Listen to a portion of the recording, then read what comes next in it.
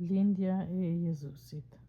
Në atë kohë Cezari August la urdhër të bëhej regjistrimi i popullsisë së mbar botës.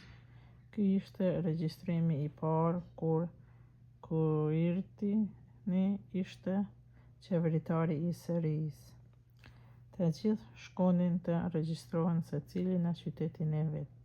Kështu edhe Jozefi, mbasi ishte prej shtëpisë dhe prej fisit të Davidit, u ngjit prej qytetit të Nazaretit të Galileës në Jude, në qytetin e Davidit që quhej Betlehem, për t'u regjistruar bashkë me Marinë, patin e vet që ishte shtatzanë.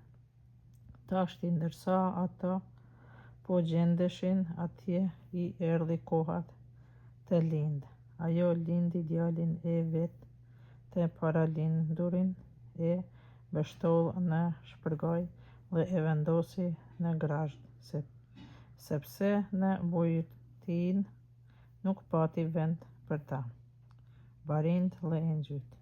Në atë vend ishin disa barinë të cilët e kalonin natën përjashta për të ruajtur grigjen e vet. Engjulli i Zotit u ofrua tek ata dhe lavdia e Zotit i shëndriti e ata u trembën për së tepërmi. Engjulli u tha: "Mos keni frikë. Ja, unë po ju sjell një lajm të mirë, gëzimi të madh për mbar popullin. Sot në qytetin e Davidit ju lindi shëlbuesi, Krishti Zot. Dhe ja, shenja për të njohur, do të gjeni një foshnjë të mbështjellë me shpërngjen e të vënë në grazhd." Engjulli menjëherë i u bashkua një ushtri e madhe qiellore që mallronte hyjin e brohoriste.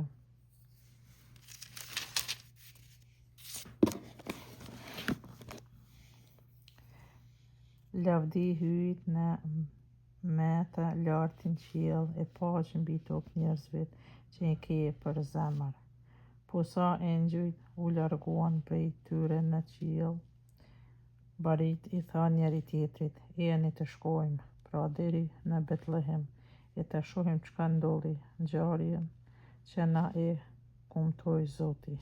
Shkuan me nxitim dhe gjetën Marinë, Jozefin e foshnjën të vënë në grazhd. Kur e pan, u treguan çu tha engjulli për foshnjën. Të gjithë ata që i dëgjuan u mrekulluan nga ato që than barinjt. Maria i mbante mend me kujdes të gjitha këto ngjarje dhe i shoqiste në zemrën e vet. Barinjt mandej u kthyen duke lavdëruar e madhëruar hyjin për gjithçka kishin dëgjuar e parë pikërisht ashtu siç u tha engjulli. Kur u mbushën 8 ditë për të rrethpremje të foshnjën, ja ngjitën emrin Jezus, sikurse e quajti engjulli para se të zihej në krahor. Kushtimi i Jezusit në tempull. Kur sipas ligjit të Mojsiut u mbushën ditë e pastrimit të tyre, e çuan në Jeruzalem për t'ia kushtuar Zotit, sikurse shkruan në ligjin e Zotit: "Çdo i paralindur mashkull le të kushtohet Zotit." Dhe për të lënë flinë, sikurse thuhet në ligjin e Zotit: "Një parë tuj ose 2 zogj pëllumbash." Në Jeruzalem aso here jetonte një njeri i quhej Simon. Ishte njeri i drejtë dhe i përshpirshëm.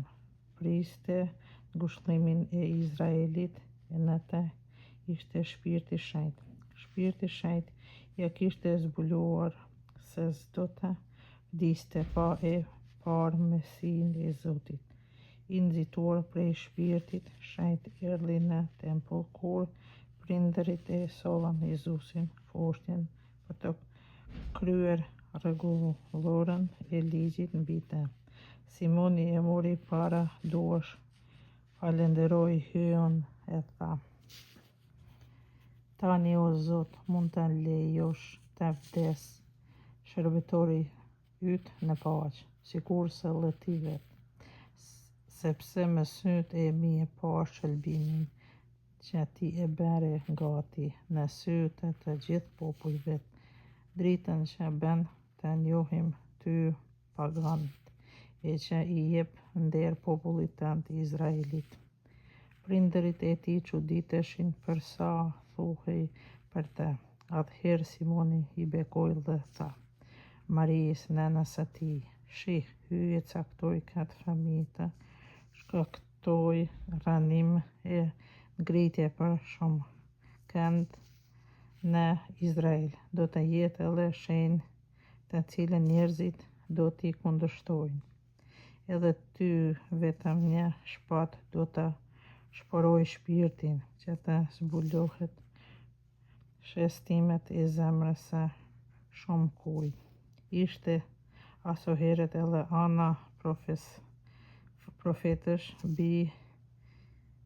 bia e Fanuelit prej fisit të Aserit, shumë e vjetër pas vajzërisë së vet, jetoi në martesë gjithsej 7 vite, kurse si grua e vej arriti deri në 84 vjet. Ajo nuk e lëshonte tempujn, i shërbente hyjt ditë e natë me agjërim e me urat. Shi në atë moment arriti edhe ajo dhe filloi të lavdoi hyjin dhe tu tregoi për të këtë fushë të gjithë atyre që prisnin shpërblimin e Jeruzalemit. Kthimi në Nazaret. Pas kryerjes gjithçka duhej bërë sipas ligjit të Zotit, u kthye në Galile, në qytetin e vet Nazaret. Fëmia rritej, forcohej e merret fuqi plot me urti, dhe hiri i hyjt ishte në ta. Jezusi fëmijë në tempull. Prindërit e tij çdo vit shkonin në Jeruzalem për të kremtuar kremten e Pashkëve. Kur Jezusi i mbushi të 12-tat, u nxitën sipas dogës së fesë, si kaluan ato ditë. Ata u kthyen, kurse Jezusi ende fëmijë u ndal në Jeruzalem pa dijen e prindërve të tij, duke qenë të bindur se edhe me turm ecë ashtu një ditë rrugë, e atëherë zonë ta kërkojnë ndër kushërit e të njohur. Pasi nuk e gjetën, u kthyen në Jeruzalem për ta kërkuar. Pas 3 ditësh e gjetën në tempull mes dietarësh, duke i dëgjuar ata dhe duke u bërë pyetje. Të gjithë ata që e dëgjonin i mrekullonte dija dhe përgjigjet e tij. Kur e pan, u çuditën dhe Ema i tha: Ç'na bëre kështu o birë? Ja, yt atë dhe unë të kërkojmë plot pikëllim. Ai u përgjigj: Po pse më kërkuat? A nuk dini se më duhet të merrem me punët e atit tim? Por ata nuk morën vesh çka deshtit ju, thot. Atëherë Jezusi u kthye me ta, erdhi në Nazaret dhe i dëgjonte. Ema i ruante me kujdes në zemër të gjitha këto ngjarje. Tërkaq Jezusi përparonte në dije, në moshën e në hir para hyjve e para njerëzve.